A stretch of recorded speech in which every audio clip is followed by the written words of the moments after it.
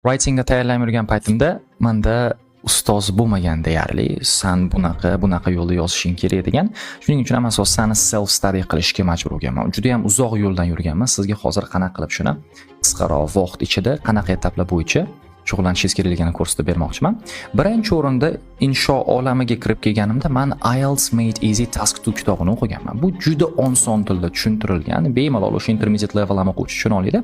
Asosan umumiy siz savol turlari, qanaqa bo'lsa bodylarni bo'lish kerakligini o'rganar ekansiz. Undan keyin men o'rganishim kerak bo'lgan narsa bu aynan ekzamenlar nima xohlayotganligini bilish bo'lgan. Ya'ni 5, 6, 7 olayotgan o'quvchilarning qanaqa farqi bor. Asosan ideyani bo'lsa yoritib berish va ularni bog'lash bo'yicha edi. Shuning uchun ham The Key to IELTS Writing Task 2 bo'lsa kitobini sotib olganman. $15 edi o'sha payt. Ex-examiner Paulina Collin tomonidan yozilgan. O'shandan keyin qanaqa 7 til insho bo'lishini bilganman. Endi bu balga erishish uchun menda bitta praktis qilish kerak bo'lgan. Endi men ham hammaga o'xshab bo'lsa xatoni qaytarganman, ya'ni bitta misol uchun inshoni olaman.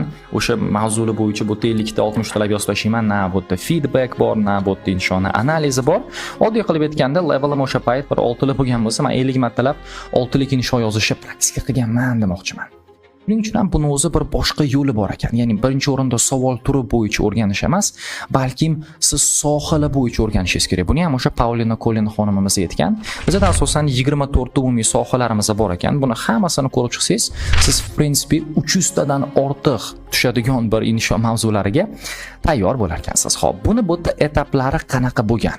Birinchi o'rinda men model answeri bor bo'lgan inshoni, ya'ni 9 panskorlik yozilgan varianti bor bo'lgan inshoni olardim. O'sha narsaga keyin bu yerda o'zim sirazu yozmayman, balkim research qilardim keyin. Общий qanaqa zo'r vokabulär ishlatsa bo'ladi, qanaqa bu mavzu bo'yicha artikellar bor, qanaqa misol uchun YouTube videolar bor, hammasini ideyasini, zo'r 7+lik so'zlarini yig'ib olganimdan keyingina bu yerda insho yozishga fokus qaratardim. Mana odatiy holatda men bu mavzuga insho yozib 6 ball olsam, hamma yig'gan bu yerda ideyalarimdan keyin plus minus 6,5 bu yerda 7 ga ko'tarilardi. Undan keyin men 7 bu yerda band scoredan qanaqa qilib 9 band score'ga chiqishi mumkinligini analiz qilib model answerdan bu yerda ko'rardim. Analiz qilish qanaqa bo'lgan? Bu asosan o'zim inshoim bilan model answerlar solishtirish ekan. Ya'ni men oddiygina animal experiments deb ko'p qaytarib qo'ygan bo'lsam, o'tdan experimentation of animals, testing on animals, subjecting them to experimenting degan bir ko'p buni variatsiyalarini ko'rardim. Keyin nima qilardim? O'zim inshoimga borib shu narsani to'g'rilab, demak bu yerda bu so'z o'rniga yaxshirog'ini ishlatsam bo'lar ekan yoki ikkalamizga qara bir xil ideya berib qo'yimiz. Mana bunaqa chuqurroq example bilan yoritib bersam bo'lardi dedimda va o'zimni 7 lik inshoimni bu yerda 8-9 ga chiqarishga harakat qilardim, joylarini bu yerda o'zgartirib. Agarda siz ham men hozir